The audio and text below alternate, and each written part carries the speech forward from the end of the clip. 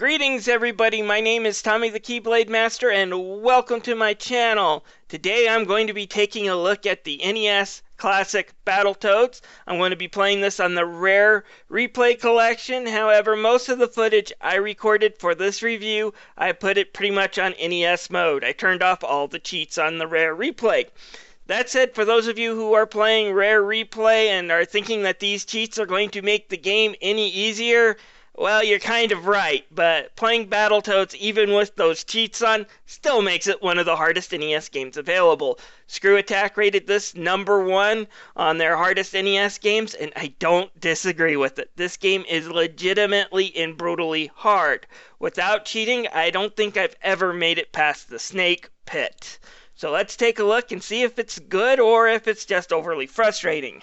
Alright, Battletoads is originally a parody of the Teenage Mutant Ninja Turtles, basically about some spacefaring toads who battle evil with their quote coach, which is a mutant vulture. It's pretty silly in its story setup when there is narrative, but for the most part it's still the typical, you gotta go save the princess. It seems like one of the Battletoads named Pimple, along with Princess Angelica, were captured by the Dark Queen while they were on the date. By the way, congratulations Battletoads for bringing up the whole bestiality in video games 15 years before Sonic the Hedgehog would make it uncomfortable. But anyways, they're captured by the Dark Queens and now the Battletoads have to go and rescue them. There isn't any real narrative to the story. It is an NES game, but each stage is followed by a cutscene, mainly with the Dark Queen and the Vulture telling you what you're going to be prepared for. In this stage, you're going to be going down a turbo tunnel. In this stage, you're going to be hanging down a rope. That sort of thing happens. I should tell you, even though this game is brutally hard, expect no sympathies for getting a game over. In fact, every time you get a game over, you will be mocked by the coach.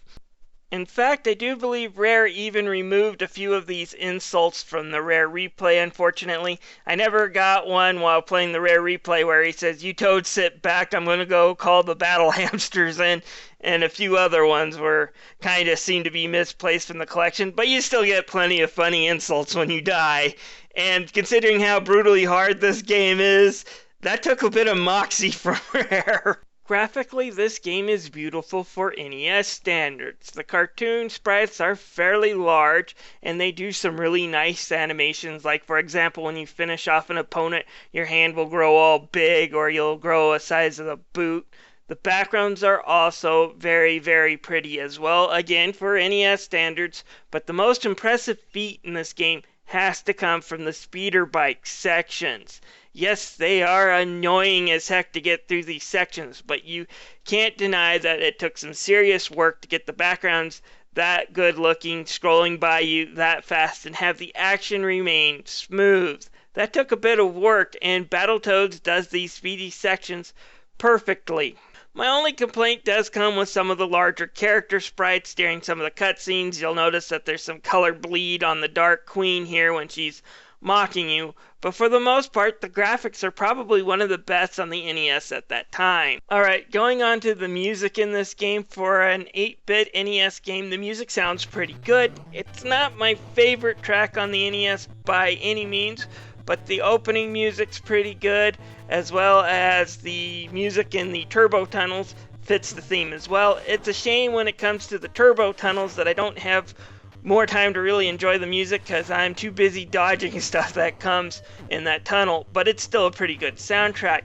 There's only one part of the soundtrack that's universally panned by everybody, and it's the one that I have up right now, and as you can tell after a few minutes, this one will drive you nuts. What you're listening to is the pause soundtrack. Yes, whenever you pause the game, this music will loop constantly until you unpause the game.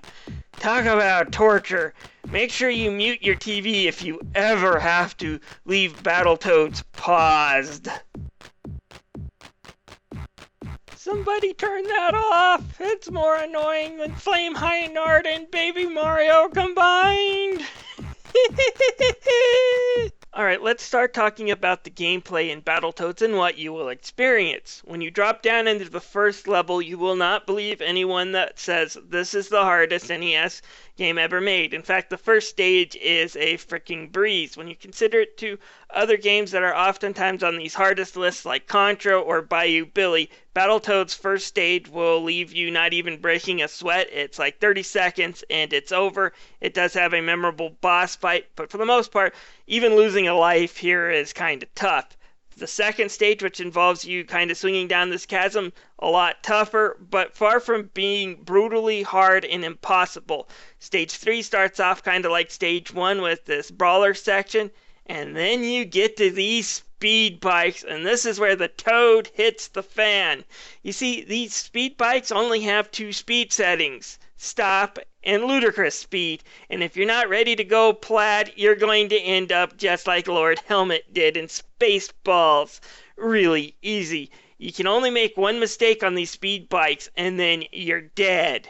And you have to be brutally perfect because they keep on going faster and faster and the obstacles keep on getting harder and harder.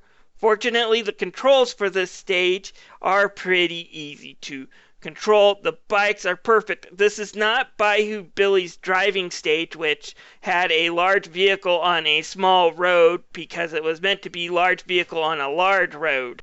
No, this driving segment was meant to be this tough. It feels right to be this tough. That said, don't go into this stage if you're expecting to be frustrated. And if you manage to hit a hidden warp that's in this stage, that's how I usually get out of this area, because the end of the stage just goes way too fast.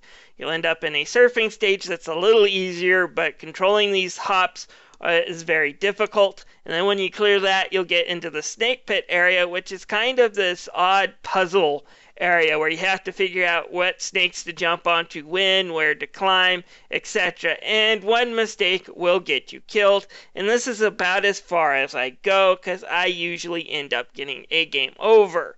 Now, the rare replay does allow you to rewind footage when you make mistakes. It's really helpful in the speed car and really helpful with the snakes. In fact, it makes the snake stage pretty much a cakewalk because now you can rewind every time you make a boo-boo.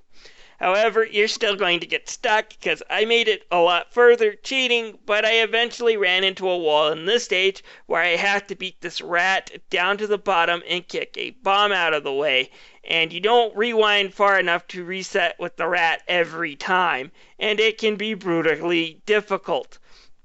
So even with the rare replay cheats, Battletoads is still one of the hardest games you can play on the NES, hands down.